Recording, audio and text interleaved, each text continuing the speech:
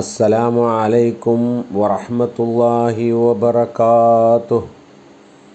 الحمد لله نحمده ونستعينه ونستغفره ونعوذ بالله من شرور أنفسنا ومن سيئات أعمالنا. من يهده الله فلا مضل له ومن يضلل فلا هادي له. وأشهد أن لا إله إلا الله وأشهد أن محمدا عبده ورسوله أرسله بالهدى ودين الحق ليظهره على الدين كله ولو كره المشركون. اللهم صل على محمد وعلى آل محمد كما صليت على إبراهيم وعلى آل إبراهيم. اللهم بارك على محمد وعلى آل محمد كما باركت على إبراهيم وعلى آل إبراهيم إنك حميد مجيد. أما بعد فإن خير الحديث كتاب الله وخير الهدي هدي محمد صلى الله عليه وسلم وشر الأمور محدثاتها وكل محدثة بدعة وكل بدعة ضلالة. أيها الناس أوصيكم وإياي أولا بتقوى الله. يا أيها الذين آمنوا اتقوا الله حق تقاته ولا تموتن إلا وأنتم مسلمون. أعوذ بالله من الشيطان الرجيم. بسم الله الرحمن الرحيم. ويسألونك عن اليتامى قل إصلاح لهم خير وإن تخالطوهم فإخوانكم والله يعلم المفسد من المصلح ولو شاء الله لأعنتكم إن الله عزيز حكيم. സദഖല്ലാഹുൽ അലിയുൽ അദീം. സ്നേഹം നിറഞ്ഞ സത്യവിശ്വാസിനികളെ, ലോകത്തിൻ്റെ രക്ഷിതാവായ അള്ളാഹുവിൻ്റെ നിയമങ്ങളും നിർദ്ദേശങ്ങളും ജീവിതത്തിൻ്റെ സകലമാന മേഖലകളിലും പാലിച്ചുകൊണ്ട് അള്ളാഹുവിൻ്റെ തഖ്വയുള്ള മുത്തഖീങ്ങളായി മുഅ്മിനീങ്ങളായി ജീവിതം നയിക്കണം എന്നുള്ള മിമ്പറിൻ്റെ ഉപദേശം ഓരോരുത്തരെയും ഉത്ബോധിപ്പിക്കുകയാണ്, ഉപദേശിക്കുകയാണ്.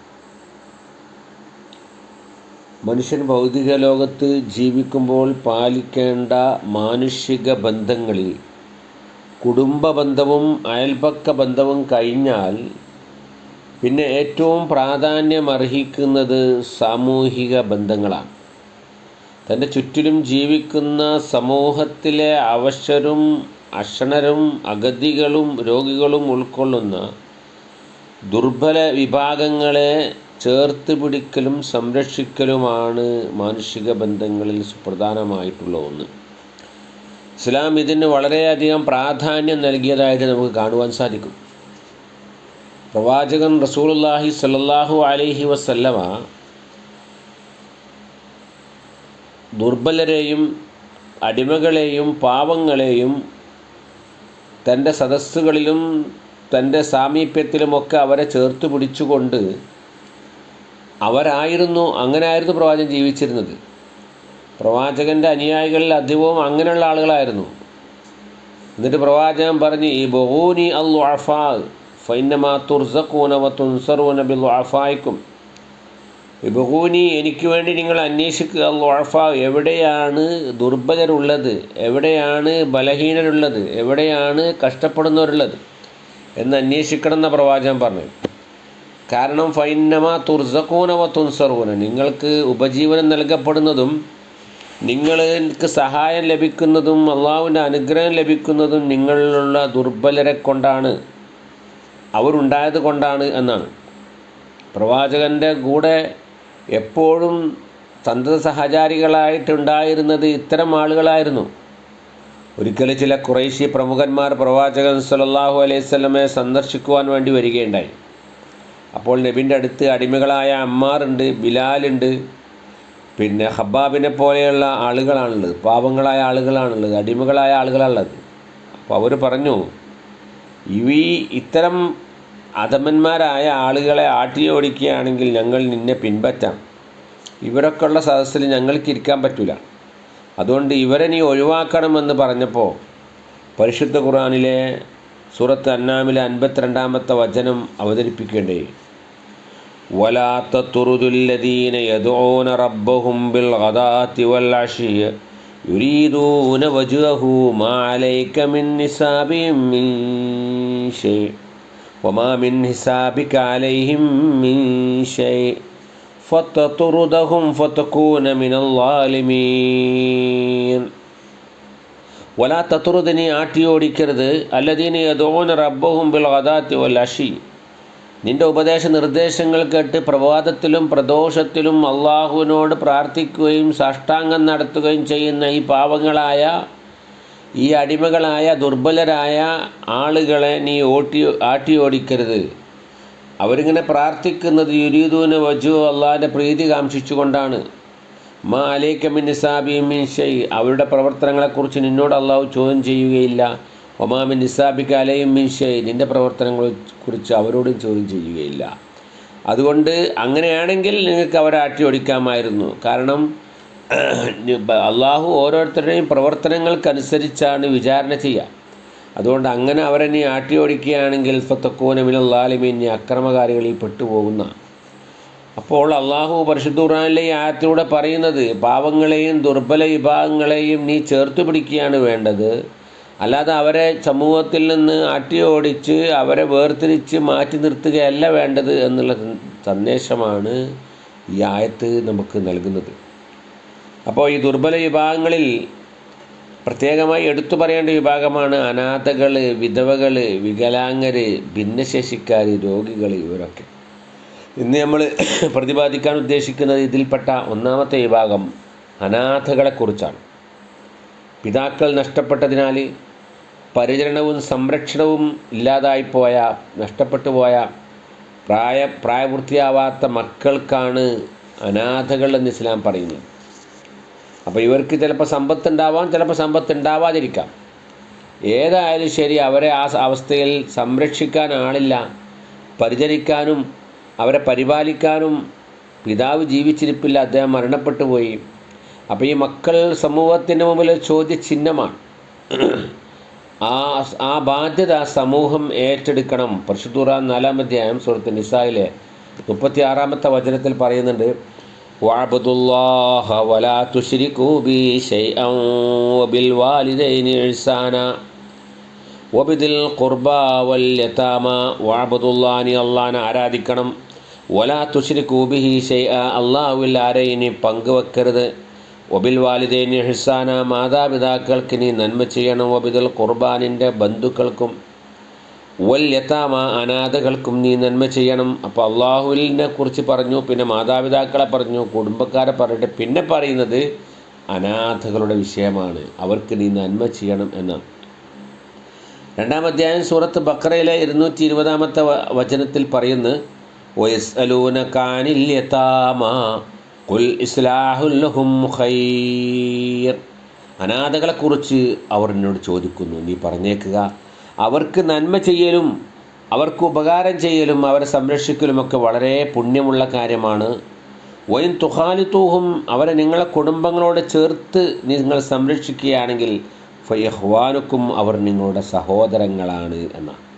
അപ്പോൾ അവരെ നമ്മളെ കുടുംബത്തിലേക്ക് ചേർത്തുകൊണ്ട്, നമ്മളുടെ വിഭവങ്ങൾ പങ്കുവെച്ചുകൊണ്ട്, നമ്മളെ കുടുംബത്തിലൊരാളായിട്ട് അവരെ നമ്മൾ സംരക്ഷിക്കുകയാണെങ്കിൽ അത് അവർ നിങ്ങളുടെ സഹോദരങ്ങളാണ്, അത് ഉത്തമമാണ് എന്നാണ്. ഇവിടെ അനാഥകളെ സംരക്ഷിക്കേണ്ടതിൻ്റെ ഒരു പ്രധാനപ്പെട്ട രൂപം നമുക്ക് മനസ്സിലാവും.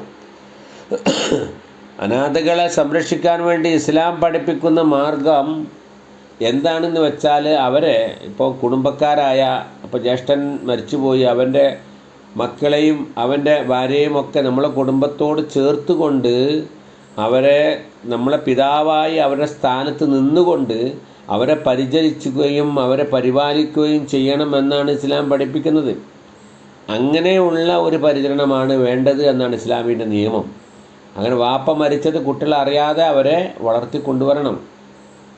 അല്ലെങ്കിൽ അവർക്ക് പ്രത്യേക അതിനായിട്ട് ഒരു ഹോം കെയർ ഉണ്ടാക്കി അവർക്ക് പ്രത്യേക പരിചാരകരെയും മാതാക്കളെയും ഒക്കെ നിശ്ചയിച്ചു കൊടുത്ത് അവരെ നമ്മൾ ഇടയ്ക്കിടയ്ക്ക് സന്ദർശിച്ച് അവർക്ക് വേണ്ടത് ചെയ്തു കൊടുക്കുക.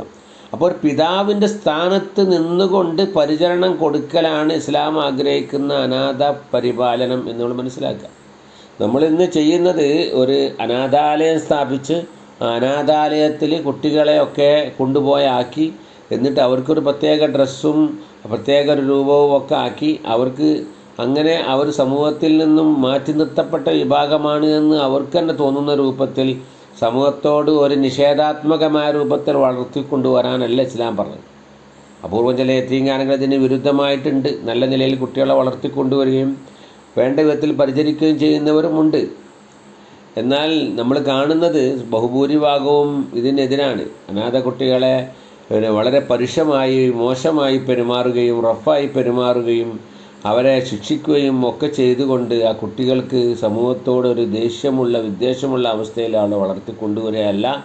പരിശുദ്ധ ഖുർആനിൽ ഈ ബക്കറയിൽ 220 ആയത്തിൽ പറയുന്നത് 220 ആയത്തിൽ പറയുന്നത് വൈൻ തുഹാലിത്തുഹും അവർ നിങ്ങളെ കുടുംബത്തോട് ചേർത്ത് പരിരക്ഷിക്കുകയാണെങ്കിൽ ഫയഹ്വാനുക്കും അവർ നിങ്ങളുടെ സഹോദരങ്ങളാണ്.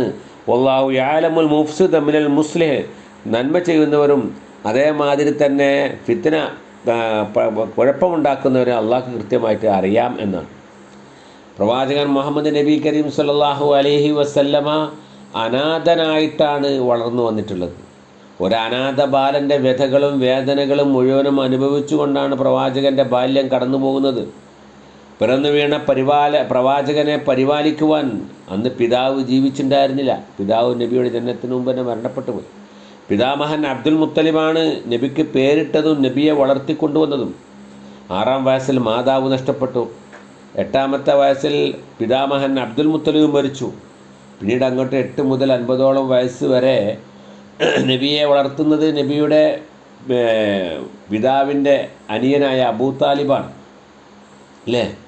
പക്ഷേ പിതാവില്ല എങ്കിലും പിതാവ് ഉള്ള മാതിരി അള്ളാഹു പ്രവാചകനെ പരിരക്ഷിക്കാനും പരിപാലിക്കാനും ആളുകളെ നിയോഗിച്ചു കൊടുത്തു. അതാണ് 93-ാമത്തെ അധ്യായം സൂറത്തുൽ ളുഹയിലെ 6-ാമത്തെ വചനത്തിൽ അള്ളാഹ് പറയുന്നത് അലം യജിദ്ക യതീമൻ ഫആവ നിന്നെ അനാഥനായി അവൻ കണ്ടില്ലേ, എന്നിട്ട് ഫആവ നിനക്ക് അഭയം നൽകിയില്ലേ, നിനക്ക് സംരക്ഷണം നൽകിയില്ലേ, പരിപാലിക്കാൻ ആളെ നിശ്ചയിച്ചു തന്നില്ലേ. അതുകൊണ്ട് പ്രവാചകൻ ഒരിക്കൽ പറഞ്ഞു അയ്യുമാ മുസ്ലിമൻ ലമ്മ യതീമൻ ബൈന അബവൈനി മുസ്ലിമൈൻ ഏതെങ്കിലും ഒരു മുസ്ലിം ഒരു അനാഥയെ തൻ്റെ കുടുംബത്തോട് ചേർത്തിട്ടില്ല ത്വാമിഹി വ ഷറാബിഹി അവൻ്റെ ഭക്ഷണത്തിലും പാനീയത്തിലുമൊക്കെ പങ്കാക്കി എസ്തഗ്ന അൻഹു അവൻ്റെ എല്ലാ ആവശ്യങ്ങളും നിർവഹിച്ചു കൊടുത്താൽ വജബത്ത് ലഹുൽ ജന്ന അൽബത്ത അവൻ്റെ സ്വർഗം സുരക്ഷിതമാണ് എന്ന് പ്രവാചകൻ പറയുകയുണ്ടായി അല്ലേ. ഭക്ഷണവും പാനീയവും മാത്രമല്ല നല്ല സംസ്കാരം വിജ്ഞാനവും ഒക്കെ നൽകി സമൂഹത്തിലെ ഉന്നത പൗരന്മാരായി അവരെ മാറ്റി കൊണ്ടുവരണം, വളർത്തിക്കൊണ്ടുവരണമെന്നാണ് ഈ പറഞ്ഞതിനർത്ഥം അല്ലേ. അപ്പോൾ യതീമിൻ്റെ സംരക്ഷണം നമ്മൾ ഏറ്റെടുക്കണം. നമ്മളെ കുടുംബത്തിൽപ്പെട്ടവരാണെങ്കിൽ നമ്മളെ കുടുംബത്തോട് ചേർത്ത് അവരെ സംരക്ഷിക്കണം. അല്ലെങ്കിൽ ഹോം കെയർ പോലെയുള്ള സംവിധാനങ്ങൾ ഏർപ്പെടുത്തി അവരെ സംരക്ഷിക്കണം. അവരുടെ ധനം, ചെറിയ മക്കളാണ്, ധനമുണ്ട്, അത് കൈകാര്യം ചെയ്യാൻ ആളില്ലെങ്കിൽ നമ്മൾ അതിൻ്റെ കൈകാര്യകർത്താക്കളായി ഏറ്റെടുക്കുകയാണെങ്കിൽ പ്രത്യേകം അതിന് കണക്കുകൾ വെക്കണം, അത് സൂക്ഷിക്കണം, വലിയ വിഷയമാണ് എന്ന് പരിശുദ്ധ ഖുർആൻ ഉണർത്തുകയാണ്. അവരുടെ ധനം സംരക്ഷിക്കണം, അതിന് കണക്കുകൾ വെക്കണം. പ്രായപൂർത്തിയായി കഴിഞ്ഞാൽ അവർക്ക് ആ കാശ് തിരിച്ചേൽപ്പിച്ചു കൊടുക്കണം. പരിശുദ്ധ ഖുർആനിലെ സൂറത്ത് നിസായിലെ 4-ാം അധ്യായം സൂറത്ത് നിസായിലെ 6-ാം വചനത്തിൽ അത് കൃത്യമായി പറയുന്നുണ്ട്. വബ്തലുൽ യതാമ ഹത്താ ഇദാ ബലഗുൻ നികാഹ ഫഇൻ ആനസ്തും മിൻഹും റുഷ്ദ ഫദ്ഫഉ ഇലൈഹിം അംവാലഹും. നിങ്ങൾ അനാഥകളുടെ സ്വത്ത് കൈകാര്യം ചെയ്യുന്നുണ്ടെങ്കിൽ അനാഥകൾ നിങ്ങൾ പ്രായപൂർത്തിയായിട്ടുണ്ടോ അല്ലെങ്കിൽ അവർക്ക് സ്വത്തുകളൊക്കെ കൈകാര്യം ചെയ്യാനുള്ള തൻ്റെ ഇടം വന്നിട്ടുണ്ടോ നിങ്ങൾ പരിശോധിക്കണം. അങ്ങനെ തൻ്റെ ഇടമുണ്ടെന്ന് നിങ്ങൾ കണ്ടാൽ അവരുടെ ധനം അവർക്ക് കൊടുക്കണം. വലാ തഅകുലുഹ ഇസ്രാഫൻ വ ബിദാറൻ അൻ യക്ബറു. അവരുടെ ധനത്തിൽ നിന്ന് അമിതമായി നിങ്ങൾ ചിലവഴിക്കരുത്. നിങ്ങളുടെ നിങ്ങൾ അതിന് വേണ്ടി പണിയെടുക്കുന്നതിനുള്ള കാശ് പാവങ്ങളാണെങ്കിൽ എടുക്കാം അല്ലേ. അതിന് ചിലവാകുന്നത് നിങ്ങൾക്ക് ചിലവാക്കാം, പറമ്പിൽ ചിലവാക്കേണ്ടതുണ്ടെങ്കിൽ അതിനൊക്കെ ചിലവാക്കാം. അതല്ലാതെ അമിതമായി ചെലവഴിക്കരുത്. വലുതായി വരുമ്പോൾ തിരിച്ചേൽപ്പിക്കേണ്ടി വരുമെന്ന് വിചാരിച്ച് അതിന് മുമ്പ് പരമാവധി കൈവശപ്പെടുത്തരുത്. അതൊന്നും ചെയ്യരുതെന്നാണ്. ഉമൻകാന ഖനിയ്യം വൽ യസ്താഫിഫ്, ധനികനാണെങ്കിൽ ആ ചിലവൊന്നും വഹിക്കാതെ അവൻ്റെ സ്വന്തം കീശന്ന് എടുക്കണം. ഒമൻകാന ഫക്കീറൻ ഫൽ യൗക്കുൽ ഫിൽ മാറൂഫ്, ദരിദ്രനാണെങ്കിൽ അവൻ ചിലവഴിക്കുന്ന അതിന് വേണ്ടി മക്കൾക്ക് വേണ്ടി ചിലവഴിക്കുന്നതും അവൻ്റെ കൂലിയൊക്കെ അവൻ അതിനെടുക്കാം. അങ്ങനെ നിങ്ങൾ വൈദാ ദഫഅത്തും ഇലൈഹിം അംവാലുഹും, അവരുടെ ധനം ഏൽപ്പിച്ചു കൊടുക്കുമ്പോൾ ഫഅശ്ഹിദു അലൈഹി, 2 സാക്ഷികൾ വേണം. വഖഫാ ബില്ലാഹി ഹസീബ, അങ്ങനെ സാക്ഷികൾ മുഖേനയാണ് ഈ കാശ് അവർക്ക് ഏൽപ്പിച്ചു കൊടുക്കേണ്ടത്. നിങ്ങളുടെ ധനവും അവരുടെ ധനവും കൂട്ടിക്കലർത്തിക്കൊണ്ട് നിങ്ങൾ അത് ഭക്ഷിക്കരുത്. വലാ തൗകുലു അംവാലഹും ഇലാ അംവാലിക്കും, അവരുടെ ധനം നിങ്ങളുടെ ധനത്തിലേക്ക് ചേർത്ത് നിങ്ങൾ ഭക്ഷിക്കരുത്. ഇന്നഹു കാന ഹൂബൻ കബീറ, അത് വലിയ കുറ്റമാണ്, തെറ്റാണ് എന്നാ അല്ലേ. 7 മഹാപാപങ്ങൾ, വലിയ മഹാപാപങ്ങൾ എണ്ണിയ കൂട്ടത്തിൽ അതിൽ എണ്ണിയ ഒരു കാര്യമാണിത്, അക്കലു മാൽ യതീം, അനാഥകളുടെ ധനം ഭക്ഷിക്കൽ എന്നുള്ളത് അല്ലേ. പരിശുദ്ധ 4-ാം അധ്യായം നിസായിലെ 10-ാം വചനത്തിൽ പറയുന്നുണ്ട്, ഇന്നല്ലദീന യഅ്കുലൂന അംവാലൽ യതാമ ഇന്നമാ യഅ്കുലൂന ഫീ ബുതൂനിഹിം നാറ. അനാഥകളുടെ ധനം ഭക്ഷിക്കുന്ന ആളുകൾ ശ്രദ്ധിക്കണം, അവരുടെ വയറ്റിൽ നിറക്കുന്നത് തീയാണ്. അള്ളാഹുവിൻ്റെ നരകത്തിൻ്റെ തീയാണ് അവർ നിറക്കുന്നത്. വസയസ്ലൗന സഈറ, അവർ നരകാഗ്നിയിൽ കത്തിയെരിയും എന്നാണ്. അനാഥാലയങ്ങളൊക്കെ കൈകാര്യം ചെയ്യുന്ന ആളുകൾ ഈ ആയത്തുകളൊക്കെ ശരിക്കും ശ്രദ്ധിച്ചുകൊണ്ട് മനസ്സിലാക്കിയും കൊണ്ടാണ് കൈകാര്യം ചെയ്യേണ്ടത് അല്ലേ. അതിന് പ്രത്യേകമായി കണക്ക് വെച്ച് ആ പൈസക്ക് പിരിഞ്ഞു കിട്ടുന്ന കാശും ചിലവാകുന്ന കാശും കൃത്യമായ കണക്കുകൾ സൂക്ഷിച്ചുകൊണ്ട് അവർ ചിലവഴിച്ചിട്ടില്ലെങ്കിൽ അത് വലിയ വിപത്തായി അവർക്ക് പരലോകത്ത് വരും എന്നാണ്. അതുപോലെ തന്നെ അനാഥകളെ ഉപദ്രവിക്കരുത്, അവരെ കീഴടക്കി വെക്കരുത്.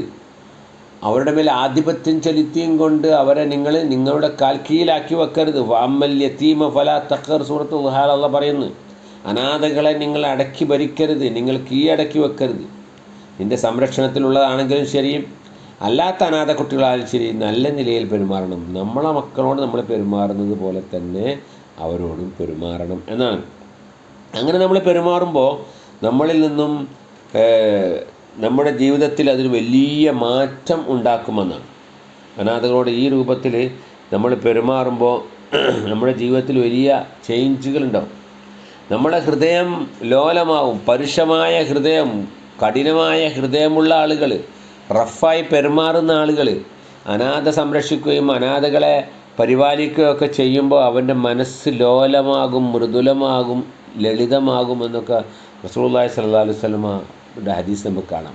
ഒരിക്കൽ പ്രവാചകൻ്റെ അടുത്ത് വന്നിട്ട് ഒരാൾ പറഞ്ഞു, പ്രവാചകരെ, എൻ്റെ ഹൃദയം ഭയങ്കര കഠിനമാണ്, ഞാൻ ആൾക്കാരോട് ഇങ്ങനെ റഫായിട്ടാണ് പെരുമാറിപ്പോണത്, വളരെ കഠിനമായിട്ട് പെരുമാറുന്ന ആളാണെന്ന് പറഞ്ഞു. പ്രവാചകൻ പറഞ്ഞു, അതിനിൽ യതീമ മിൻക, നീ അനാഥകളെ നിന്നോട് അടുപ്പിക്കുക. അൽത്തിഫുഹു, അവരോട് മൃദുലമായി മയത്തിൽ പെരുമാറുക. വംസഹ് ബിറഅ്സിഹി, അനാഥയുടെ തലോടി കൊടുക്കുക. വഅത്ഇംഹു മിൻ തആമിക, നിൻ്റെ ഭക്ഷണത്തിൽ നിന്ന് അവന് ഭക്ഷണം കൊടുക്കുക. അങ്ങനെ നീ ചെയ്താൽ ഫഇന്ന ദാലിക യുലയ്യിനു ഖൽബക, നിൻ്റെ ഹൃദയത്തെ അത് മൃദുലമാക്കും എന്ന് റസൂലുള്ളാഹി സ്വല്ലല്ലാഹു അലൈഹി വസല്ലം അദ്ദേഹത്തെ ഉപദേശിച്ചു കൊടുക്കുക. അപ്പോൾ നമുക്കതിന് മനസ്സിലാകുന്ന എന്താണ്, ഇത്തരം പ്രവർത്തനങ്ങളിലൂടെ മനുഷ്യൻ്റെ മനസ്സിനെ ലോലമാക്കാൻ, മൃദുലമാക്കുവാൻ ഇത് പ്രവർത്തനങ്ങൾ സഹായിക്കുമെന്നാണ്. അതുപോലെ തന്നെ അങ്ങനെയുള്ള ആളുകളുടെ ഉപജീവനത്തിൽ അള്ളാഹു ബർക്കത്ത് നൽകും അല്ലേ. അതുപോലെ തന്നെ സമൂഹത്തിൽ ദയയും സ്നേഹവും ഒക്കെ ഇത്തരം അനാഥകളെ സംരക്ഷിക്കുമ്പോൾ ആ ഒരു സന്ദേശം സമൂഹത്തിന് പാസ് ചെയ്യാൻ സാധിക്കും എന്നാണ്. ഇതിനൊക്കെ പുറമെ സ്വർഗത്തിൽ പ്രവാചകൻ്റെ അടുത്ത് സ്ഥാനം അവന് ലഭിക്കുമെന്ന് പ്രവാചകൻ സല്ലല്ലാഹു അലൈഹി വസല്ലം ഹദീസ് ഇമാം ബുഖാരി റിപ്പോർട്ട് ചെയ്യാണ്. അനവ കാഫിൽ യതീമി ഫിൽ ജന്നത്തി കഹാത്തൈനി, ഞാനും അനാഥയെ സംരക്ഷിച്ചവനും സ്വർഗത്തിൽ ഇപ്രകാരമായിരിക്കും എന്ന് പറഞ്ഞിട്ട് പ്രവാചകൻ തൻ്റെ ചൂണ്ടുവിരലും തൻ്റെ നടുവിരലും ഉയർത്തി കാണിച്ചു. ഇത് നമ്മൾ എത്ര അകലമുണ്ടോ അത്ര അകലത്തിലായിരിക്കും, അത്രയും അടുത്തായിരിക്കും നമ്മൾ പരലോകത്ത് പ്രവാചകൻ്റെ അടുത്തുണ്ടാവുകയാണ് എന്ന് പറഞ്ഞത്. പക്ഷേ ഇത്തരം പ്രവൃത്തികൾ, ഇതൊക്കെ പ്രവൃത്തിവാദത്തിൽ കൊണ്ടുവരിക എന്ന് പറഞ്ഞാൽ കുറച്ച് പ്രയാസകരമായ കാര്യമാണ്. ഖുർആൻ ഇതിനെ വിശേഷിപ്പിച്ചത് അതൊരു മലമ്പാത, മലയുടെ അടിവാരത്തിലൂടെ കല്ലും മുള്ളും നിറഞ്ഞ ഒരു പാത താണ്ടിക്കടക്കുന്നത് പോലെയാണ്. അത്രയും പ്രയാസകരമാണ് ഇത്തരം പ്രവർത്തനങ്ങൾ ചെയ്യുക എന്ന് പറയുമ്പോൾ കുറച്ച് മനുഷ്യൻ്റെ മനസ്സിന് വലിയ പ്രയാസമാണ്. അതിനൊന്നും മെനക്കെടാൻ ആളുകൾ തയ്യാറല്ല. 90-ാം അധ്യായം സൂറത്ത് ബലദിൽ അള്ളാഹു പറയുന്നുണ്ട്, ഫലക് തഹമൽ അഖബ, നിങ്ങൾ മലമ്പാത താണ്ടിക്കടന്നിട്ടില്ല, നിങ്ങൾ റിസ്ക് ഏറ്റെടുക്കാൻ തയ്യാറായിട്ടില്ല. എന്താണത്? ഒമാ അദറാക്കമൽ അഖബ, എന്താണ് ആ മലമ്പാത ചോദിച്ചിട്ട് അള്ളാഹ് പറയാണ്, ഫക്കു റഖബ, അടിമത്തത്തിൽ കഴിയുന്ന ആളുകളെ മോചിപ്പിക്കലാണ്. ഔ ഇത്ആമുൻ ഫി യൗമിൻ ദി മസ്ഖബ, വളരെ ദാരിദ്ര്യവും പട്ടിണിയുള്ള അവസരത്തിൽ ഭക്ഷണം കൊടുക്കലാണ്. ആർക്ക്? യതീമന്താ മഖറബ, നിൻ്റെ കുടുംബ ബന്ധത്തിലുള്ള അനാഥകൾക്ക് അവർക്ക് ആഹാരം കൊടുക്കുക, അവരെൻ്റെ കുടുംബത്തോട് ചേർക്കുക. ഔ മിസ്കീനെന്താ മത്തറബ, വളരെ കഷ്ടപ്പെടുന്ന ശരീരത്തിൽ മണ്ണ് പുരണ്ട പാവപ്പെട്ട ആളുകൾക്ക് ഭക്ഷണം കൊടുക്കലാണ് അത്. അപ്പം അങ്ങനെയുള്ള പ്രവർത്തനങ്ങൾ, ആ പ്രവർത്തനങ്ങൾ നമ്മുടെ ഭാഗത്ത് നിന്ന് ഉണ്ടാവണം. കുറച്ച് റിസ്ക് എടുക്കാൻ നമ്മൾ തയ്യാറാവണം അല്ലേ? നമ്മുടെ കുടുംബത്തിലാവട്ടെ നമ്മുടെ നാട്ടിലാവട്ടെ അനാഥ ബാല്യങ്ങളെ ചേർത്ത് പിടിക്കുക, അവർക്ക് ദിശാബോധം നൽകുക അല്ലേ? അത് വലിയ കൂലിയുള്ള കാര്യമാണെന്നാണ് ഈ ഹദീസുകളും ആയത്തുകളൊക്കെ നമ്മളെ പഠിപ്പിക്കുന്നത്. അനാഥ കുട്ടികളെ പോലെ തന്നെയാണ് അല്ലേ സംരക്ഷിക്കാൻ ആരുമില്ലാത്ത കുട്ടികൾ, ഭർത്താവ് വിട്ടേച്ചു പോയ കുട്ടികൾ, അല്ലെങ്കിൽ വിവാഹമോചനം ചെയ്യപ്പെട്ട് അകന്ന് കഴിയുന്ന കുട്ടികൾ, അതുപോലെ തന്നെ തെരുവോരങ്ങളിലെ കുട്ടികൾ അല്ലേ, യുദ്ധത്തിലും പിന്നെ കലാപങ്ങളിലുമൊക്കെ കുടുംബം നഷ്ടപ്പെട്ട് കഴിയുന്ന മക്കൾ. ഇങ്ങനെ ലോകത്തുള്ള ഏത് കുഞ്ഞുങ്ങളെ സംരക്ഷിച്ചാലും അത് പുണ്യം കിട്ടുന്ന കാര്യമാണ്. ആ പിഞ്ചു ഹൃദയത്തിൽ നിഷ്കളങ്കമായ മുഖത്തെ ആ പുഞ്ചിരി, അത് നമുക്ക് ഭയങ്കരമായ സംതൃപ്തി നൽകുന്നൊരു പ്രവർത്തനമാണ്. അതിനുവേണ്ടി നമ്മൾ കുറച്ച് പ്രയാസപ്പെട്ടാലും ആ കുഞ്ഞുങ്ങൾക്കൊരു അനാഥത്വം മാറ്റി സനാഥരായി തീരുക എന്നുള്ളത് വളരെയധികം നമ്മുടെ മനസ്സിന് സംതൃപ്തിയുള്ളതാണ്. അള്ളാഹിൻ്റെ അടുക്കൽ പുണ്യം കിട്ടുന്ന കാര്യമാണ്. അതുകൊണ്ട് ഇത്തരം മക്കൾ നമ്മുടെ നാട്ടിലുണ്ടെങ്കിൽ അവർ വഴിയാധാരമായി പോകാതെ അവരെ ചേർത്ത് നിർത്തിയും കൊണ്ട് അവർക്ക് സംരക്ഷണം നൽകുവാൻ നമ്മളെ ഓരോരുത്തരും ശ്രദ്ധിക്കുക. റബ്ബ് തആല അത്തരം ആളുകളെ നമ്മളെ അവരെയും ഉൾപ്പെടുത്തി അനുഗ്രഹിക്കുമാറാവട്ടെ. നമ്മളിൽ വന്നുപോയ തെറ്റുകുറ്റങ്ങൾ അള്ളാഹു നമുക്ക് വിട്ടുപുറത്ത് മാപ്പാക്കി തരുമാറാവട്ടെ. രോഗങ്ങൾ കൊണ്ട് വിഷമിക്കുന്ന ആളുകൾക്ക് അള്ളാഹ് ശിഫയും ആഫിയത്തും നൽകി അനുഗ്രഹിക്കുമാറാവട്ടെ. മരണപ്പെട്ടു പോയവർക്ക് അള്ളാഹു മഗ്ഫിറത്തും മർഹമത്തും നൽകുമാറാവട്ടെ. اللهم اغفر للمؤمنين والمؤمنات والمسلمين والمسلمات الأحياء منهم والأموات إنك مجيب الدعوات يا قاضي الحاجات. اللهم أعز الإسلام والمسلمين وأذل الشرك والمشركين. اللهم أجرنا من النار، اللهم أجرنا من النار، اللهم أجرنا من النار. ربنا اغفر لنا ولإخواننا الذين سبقونا بالإيمان ولا تجعل في قلوبنا غلا للذين آمنوا ربنا إنك رؤوف رحيم.